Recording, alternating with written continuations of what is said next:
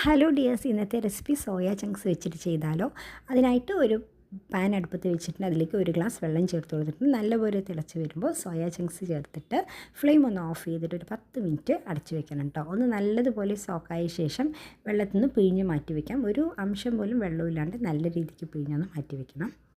ഇനി ഈ soya chunks ഒന്ന് മാരിനേറ്റ് ചെയ്യാനായിട്ട് ഒരു പ്ലേറ്റ് എടുത്തിട്ടുണ്ട് കേട്ടോ. അതിലേക്ക് പൊടികളെല്ലാം ചേർത്ത് കൊടുക്കാം. ഉപ്പുപൊടി, മുളക് പൊടി, മഞ്ഞൾപ്പൊടി, ചിക്കൻ മസാല, കോൺഫ്ലവർ, ഇഞ്ചി വെളുത്തുള്ളി പേസ്റ്റ്, ഇത്രയാണ് ഞാൻ ചേർത്ത് കൊടുത്തത്. ഇതുകൂടെ ചേർത്തിട്ട് ഈ മിക്സ് നല്ലതുപോലെ ഒന്ന് മിക്സാക്കി എടുക്കണം.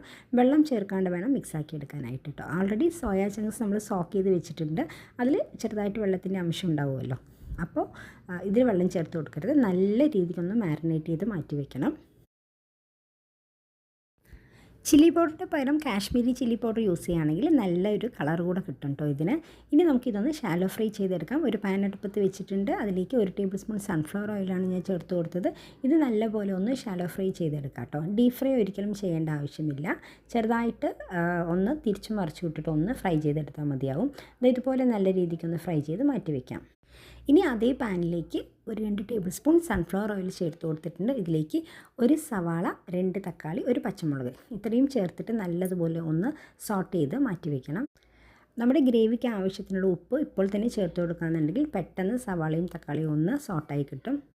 ഇതുപോലെ നല്ല രീതിക്കൊന്ന് മിക്സ് ചെയ്ത് സോട്ടാക്കി മാറ്റി വയ്ക്കണം കേട്ടോ. ഇനി ഇതിലേക്ക് പൊടികളെല്ലാം ചേർത്ത് കൊടുക്കാം. ഉപ്പുപൊടി, മുളക് പൊടി, മഞ്ഞൾപ്പൊടി, മല്ലിപ്പൊടി, ദെൻ ചിക്കൻ മസാല, ഇഞ്ചി വെളുത്തുള്ളി പേസ്റ്റ്, ഇത്രയാണ് ഞാൻ ചേർത്ത് കൊടുത്തത്.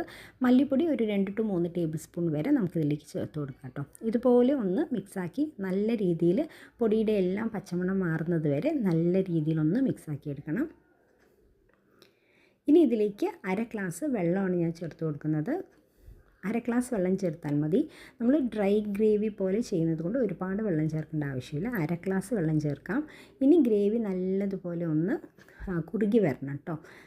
ഗ്രേവി ഇതുപോലെ ഒന്ന് സെറ്റായി തിളച്ച് വരുമ്പോഴത്തേനും നമ്മളുടെ ഫ്രൈ ചെയ്ത് വെച്ചിരിക്കുന്ന സോയ ചങ്ക്സ് ഇതിലേക്ക് ചേർത്ത് കൊടുക്കാം.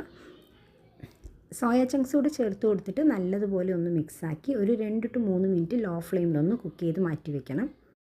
ഇത് 5 മിനിറ്റിൽ തന്നെ ചെയ്തെടുക്കാൻ പറ്റുന്ന സോയ ഡ്രൈ ഗ്രേവി റെഡി ആയിട്ടുണ്ട്. ചോറിൻ്റെ ഒപ്പം ചപ്പാത്തിക്കൊപ്പം ഒക്കെ കഴിക്കാൻ പറ്റുന്ന ഒരു അടിപൊളിയായിട്ടുള്ള കോംബോ ആണ് കേട്ടോ. എല്ലാവരും ഒന്ന് ട്രൈ ചെയ്ത് നോക്കിയിട്ട് ഫീഡ്ബാക്ക് അറിയിക്കണേ.